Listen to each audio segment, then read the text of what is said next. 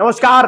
मध्य पूर्व एशिया में बढ़ते तनाव और हाल के ईरान इजराइल संघर्ष के बीच वैश्विक शांति और स्थिरता के लिए एक महत्वपूर्ण प्रश्न खड़ा हो गया है। क्या ये युद्ध मानवाधिकारों, ऊर्जा आपूर्ति और अंतर्राष्ट्रीय राजनीति को नया आयाम देगा?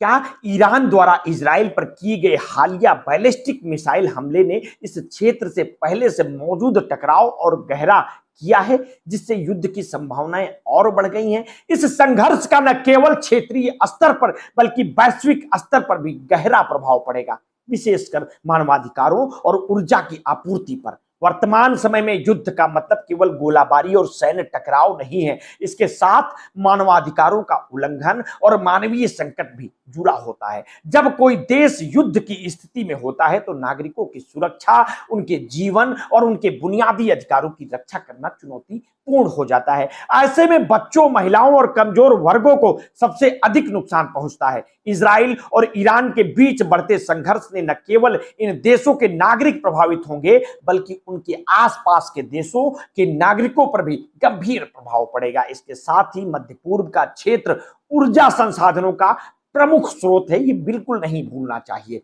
ईरान और इजराइल के बीच किसी भी तरह के सशस्त्र संघर्ष से तेल की आपूर्ति में बाधा उत्पन्न हो सकती है, जिसका खामियाजा सभी को भुगतना पड़ेगा, जिससे वैश्विक तेल बाजार में अस्थिरता आ सकती है। और पहले से ही दुनिया के कई देश ऊर्जा के लिए इस क्षेत्र पर निर्भर हैं और युद्ध की स्थिति में कच्चे तेल के दामों में उछाल आने की आशंका है। और यह केवल अर्थव्यवस्थाओं पर नहीं बल्कि उपभोक्ताओं पर भी असर डालेगा, जिससे वैश्विक स्तर पर महंगाई और आर्थिक संकट की स्थिति उत्पन्न हो सकती है। इसके अलावा अंतर्राष्ट्रीय जगत में यह संघर्ष नए राजनीतिक समीकरणों को भी जन्म दे सकता है। अमेरिका जैसे देश की विदेश नीति और सहयोगी देशों के साथ उनके संबंध पर असर डालेगा और यह महत्वपूर्ण है कि वैश्विक समुदाय इस स्थिति को सबसे और प्रभावी कदम उठाए ताकि क्षेत्र में शांति और मानवाधिकारों की सुरक्षा सुनिश्चित की जा सके।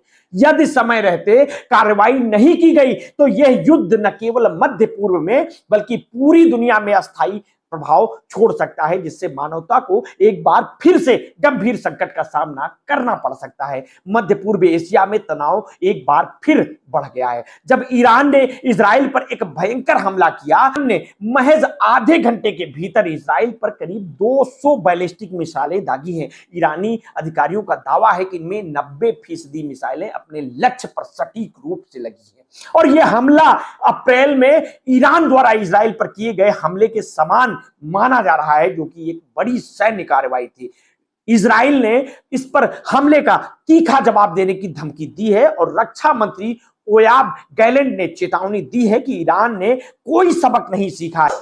उन्होंने कहा कि जो इजराइल पर हमला करता है उसे भारी कीमत चुकानी पड़ती है। इजराइल ने इस हमले को ईरान की एक बड़ी गलती करार दिया है और उसकी सेना जवाबी कार्रवाई के लिए तैयार है। अमेरिकी राष्ट्रपति जो बाइडेन ने इस संकट पर चर्चा करने के लिए एक उच्च स्तरीय बैठक बुलाई थी, जिसमें इजराइल के प्रधानमंत्री बेंजामिन नेतन्याहू के साथ बातचीत की गई। हालांकि ईरान ने अमेरिका को चेतावनी दी है कि वो इस मामले में दखल ना दे। युद्ध की स्थिति को देखते हुए क्षेत्र में शांति के लिए एक बड़ा खतरा उत्पन्न हो गया है।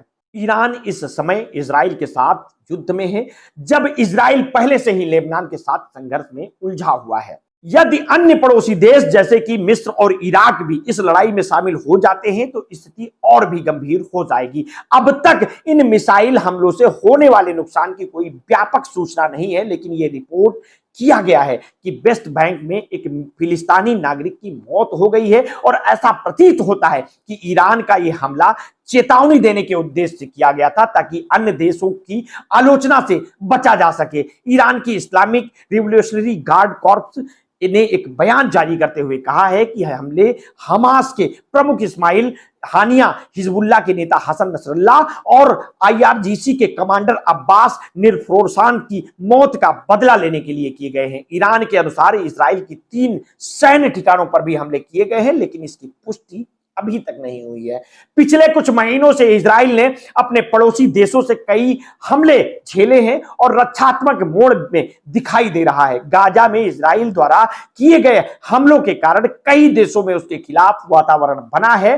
अस्पतालों, विशेषकर बच्चों के अस्पतालों पर हमले के कारण दुनिया भर की सहानुभूति फिलिस्तीनी के प्रति बढ़ी है। इजराइल के चारों ओर के इस्लामिक देशों की सेनाओं के अलावा कई संगठन भी युद्ध की तैयारी में हैं। गाजा पट्टी और वेस्ट बैंक में हमास और फिलिस्तीनी इस्लामिक जिहाद, लेबनान में हिजबुल्लाह, इराक और पॉपुलर मोबिलाइजेशन फोर्सेस और अन्य संगठनों के पास लाखों लड़ाके हैं। ऐसे में इजराइल के लिए इन मोर्चों पर एक साथ लड़ना बहुत कठिन होगा, विशेषकर अमेरिका और पश्चिमी देशों के समर्थन के बिना।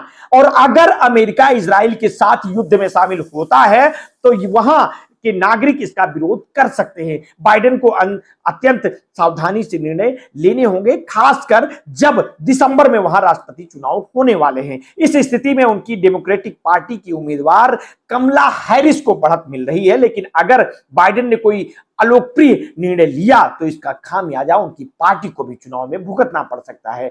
समस्त स्थितियों को देखते हुए तत्काल आवश्यकता है कि इस क्षेत्र में शांति बहाली के प्रयास किए जाएं, और अगर ऐसा नहीं किया गया तो यह संघर्ष और अधिक विकराल रूप ले सकता है। इसके बारे में आप क्या सोचते हैं? हमें अपनी प्रतिक्रिया अपने वीडियो के कमेंट बॉक्स में अवश्य दीजिए। आपने अगर अभी तक हमारे इस चैनल को सब्सक्राइब नहीं किया है तो तत्काल कर लीजिए। बेल आइकन दबाना बिल्कुल ना भूलिए। अपने स्वास्थ्य के प्रति सचेत रहिए, सजग रहिए, अपना ध्यान रखिए। बहुत बहुत धन्यवाद। साधुवाद।